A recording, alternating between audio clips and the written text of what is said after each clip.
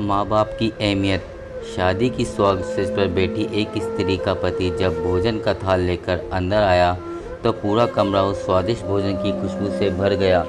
रोमांचित उस स्त्री ने अपने पति से निवेदन किया कि माँ जी को भी यहीं बुला लेते हैं तो हम तीनों साथ बैठकर भोजन करते हैं। पति ने कहा, छोड़ो उन्हें, वो खाकर सो गई होगी, आओ हम साथ में भोजन करते हैं प्यार से। उस स्त्री ने पुनः अपने पति से कहा कि नहीं, मैंने तुम्हें खाते हुए नहीं देखा।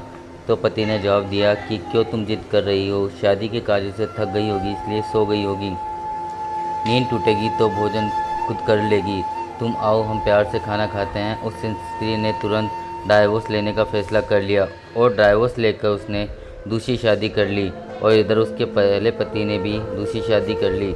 दोनों अलग अलग सुखी घर गृहस्थी बसाकर खुशी खुशी रहने लगे। इधर उस स्त्री के 2 बच्चे हुए जो बहुत ही सुशील और आज्ञाकारी थे। जब वह स्त्री 60 वर्ष की हुई तो बेटों को बोली, मैं 4 धाम की यात्रा करना चाहती हूँ ताकि तुम्हारे सुखमय जीवन के लिए मैं प्रार्थना कर सकूँ। बेटे तुरंत अपनी माँ को लेकर चारों धाम की यात्रा पर निकल गए।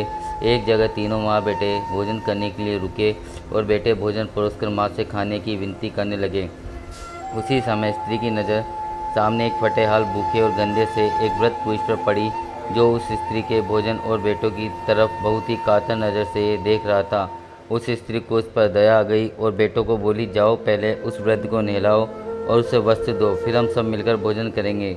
बेटे जब उस वृद्ध को नहलाकर कपड़े पहनाकर उसे उस स्त्री के सामने लाए तो वह स्त्री आश्चर्यचकित रह गई। वह वृद्ध वही था जिसने उसे शादी की सौगात को ही डाइवोर्स ले लिया था। उसने उससे पूछा कि क्या हो गया जो तुम्हारी हालत इतनी दयनीय हो गई। तो उस व्यक्ति ने नज़र झुका के कहा, सब कुछ होते ही मेरे बच्चे मुझे भोजन नहीं देते थे, मेरा तिरस्कार करते थे, मुझे घर से बाहर निकाल दिया। उस स्त्री ने उस वृद्ध से कहा, इस बात का अंदाज़ा तो मुझे तुम्हारे साथ सौगात को ही लग गया था जब तुमने पहले अपनी बूढ़ी माँ को भोजन कराने के बजाय उस स्वादिष्ट भोजन की थाल लेकर मेरे कमरे में आ गए और मेरे बार बार कहने के बावजूद भी आपने अपनी माँ का तिरस्कार किया। उसी का फल आज आप भोग रहे हैं। जैसा व्यवहार हम अपने बुजुर्गों के साथ करेंगे उसे देखा देखी देख कर हमारे बच्चों में भी यह गुण आता है कि शायद यही परंपरा होती है। सदैव माँ बाप की सेवा ही हमारा दायित्व बनता है। जिस घर में माँ बाप बसते हैं वहाँ प्रभु बसते हैं।